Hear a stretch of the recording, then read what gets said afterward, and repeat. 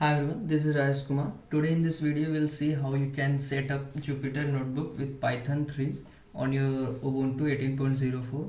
Basically I am using Ubuntu 18.04. You can set up with any version of your Ubuntu. So for that one, first of all what you need to, this is the prerequisites you need to have installed. First thing you need to set up your Python. For that one simply go to terminal. Just search terminal. Inside that what you need to do, simply first update the things, sudo apt update, give your credentials. It takes some time, depends on your speed of your network, and it will update. Then after, what you can do, you can install Python 3 with pip Python 3 development environment. So simply just type sudo apt install Python 3 pip Python 3 development. It takes some time. I already installed, so it is not taking time for me. It took time for you when you start installing. The next step, you need to create a Python virtual environment for Jupyter. So for that one you have to write simply sudo h pip3 install upgrade pip, the just now which we have just in here. It is showing an error, but don't worry, just skip the things. You will install Jupyter successfully after following these commands. So I already installed, so it is not taking time for me, but for you it might took some time. So the next thing what you need to do is simply sudo h pip3 install virtual environment. For that one, for you also need virtual environment, so simply install virtual environment. It is installed for me, so it will ask to create some directory. So I already created this directory. You can create any directory whatever you want, so simply create any directory. I created this directory in my previous video. Let's create the new things. Let's say rk mkrk, and you need to go to rk. Simply go to rk. It will, then after that you need to go, you need to give the credentials, like let me do like these things, so it will be easy for me. So, like this.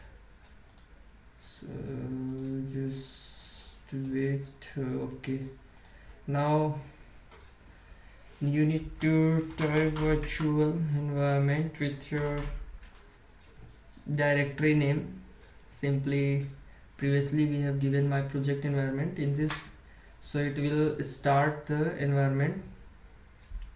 So it will start source rk bin.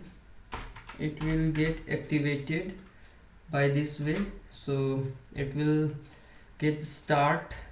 So the next thing what you need to install Jupyter. For that one you have to type pip install pip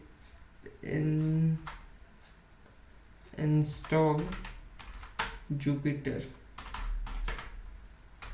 So I already installed it, so you can install like typing pip install. It will install, depends on your speed of your network. Sometimes it might took some times, but